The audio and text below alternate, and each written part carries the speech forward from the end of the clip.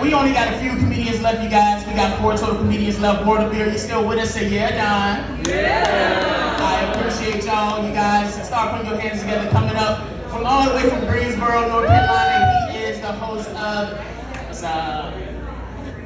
A Fag on Film. That's the name of his podcast. I didn't say that. That's the name of his podcast. He'll tell you more about it. That's not me saying that. Y'all give it up for Jordan Freeman.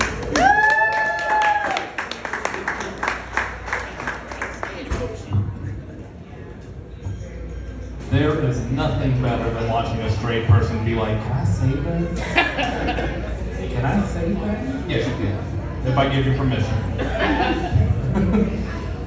So have you ever gone on Facebook if you've been having a particularly bad day and gone to do an ex search to see how their life is doing, hoping they're doing worse than you, but it turns out they're doing better than you?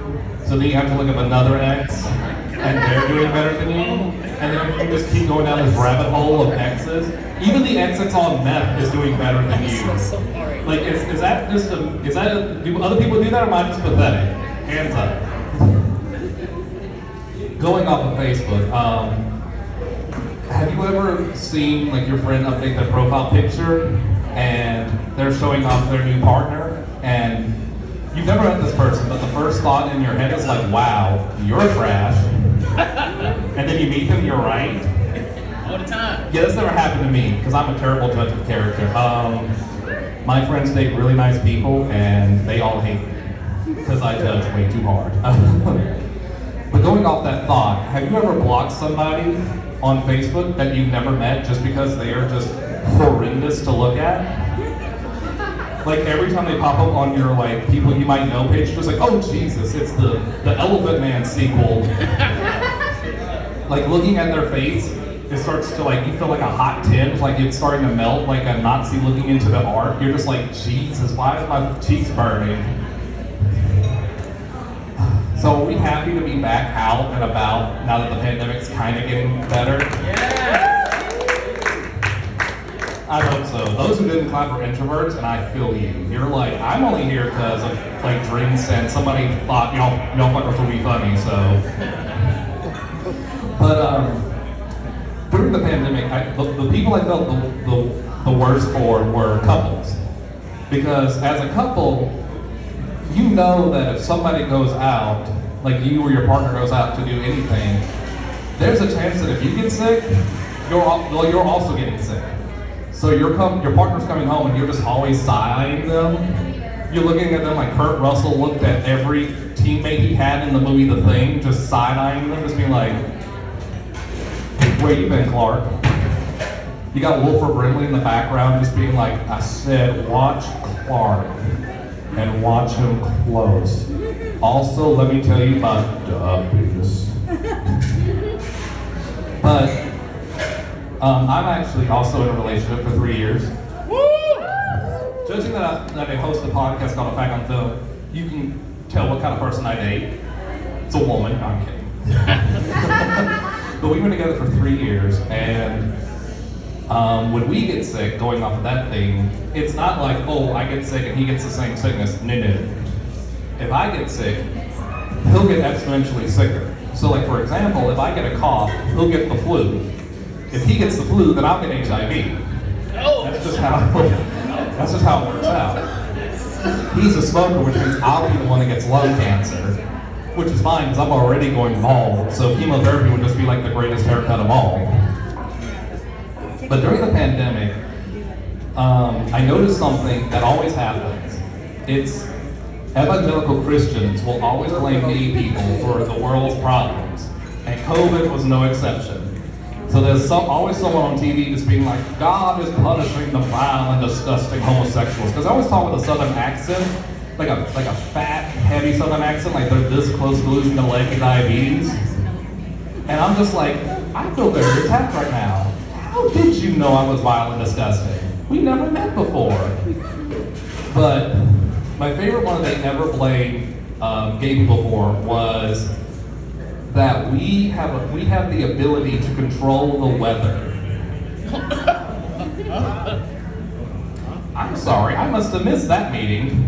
I must have missed that Zoom call. I must have not gotten my letter to Glad School of Bitchcraft and Faggotry. What do you mean we control the weather? Because if we could control the weather, it would not be so fucking humid in North Carolina right now. It would be a nice cool breeze every day.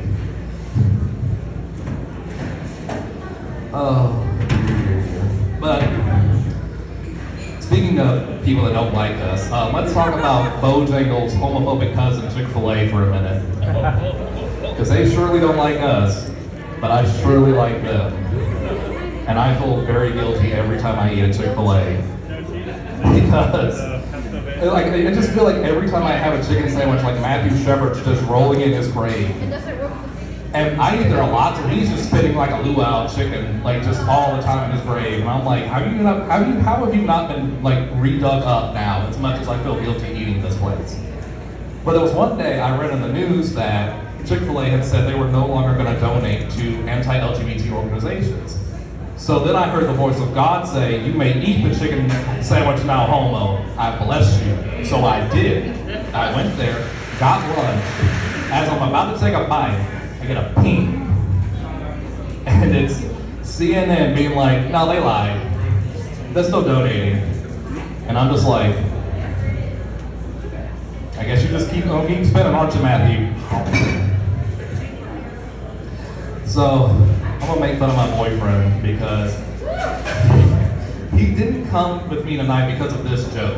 And it's my favorite joke because it actually happened. This is a true story.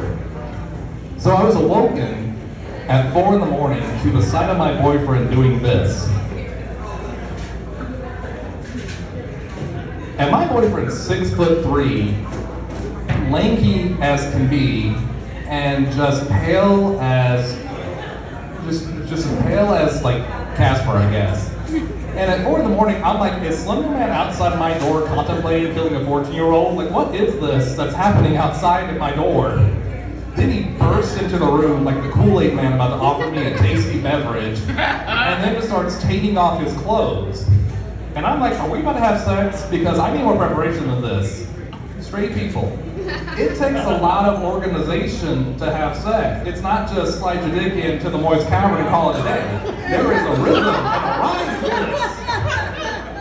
And it's 4 in the morning. I'm tired. Then he jumps into bed and wraps himself in sheets like a cocoon. And I'm like, when did this go from like the weirdest sex escapade we could have had to you acting like a teenager who just snuck out of the house, and now you're trying to hide that back to the parents, and I'm the parent. So then I'm like kind of poke him, and I'm like, what's the matter? Because I need an explanation to this fuckery that just happened. And he goes, oh, I watched ghost videos and I freaked myself out. So on the outside, I'm like, oh baby, and I cuddle up to him and I'm like, oh, it's okay, I'll protect you from those mean old ghosts. But on the inside, I'm like, you fucking wimp. Why are you why am I getting woken up for this shit? This isn't a me problem. You figure it out.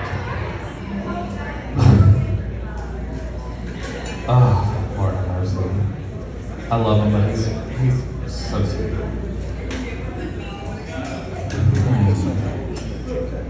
So, I know everyone's eating, but I'll ask this question anyway. Has anybody ever gone to use the restroom and then way too late realized you didn't have toilet paper? I was about to say, some of y'all are not being honest with me right now, and I thought this was a place of trust. Now, have you ever had that happen in a public bathroom? Of course you have not. Because I sure have too. And what ticks me off about that whole situation is the guy who was in the stall before me, we locked eye contact. And he just kept walking. He didn't tell me there was a toilet paper shortage. And I'm like, that's homophobic. That's a hate crime. So I get in there, realize this problem that has befallen upon me, and I start going, okay, well, something's got to be sacrificed. I'm either losing a sock or going commando. And I have those like really expensive pair of socks, like the cool designs of like $20 a sock. So I'm like, we're going commando. That's just how it's gonna be. But luckily, I had a girlfriend with me who was able to sneak to the ladies' room and get me toilet paper, so I was free on that account, luckily. But then as I come out, there's another guy who's coming in to the stall that I'm in, and I look him dead in the eyes and keep on walking. Because I'm not going to be the only one having a shitty day. We're going to pay that forward.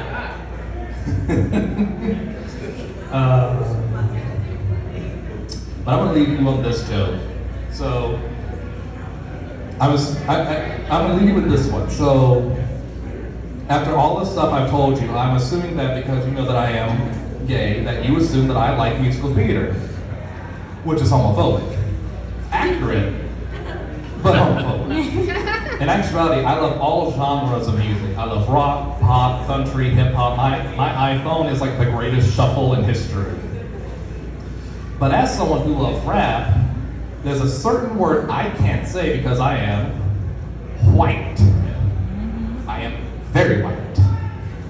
However, as a gay man, I found a loophole. So every time that word comes up, I replace it with faggot. And that really changes the context of some songs. For example, sing along with me if you know this one. I'm not saying she's a gold digger, but she ain't messing with no broke faggot.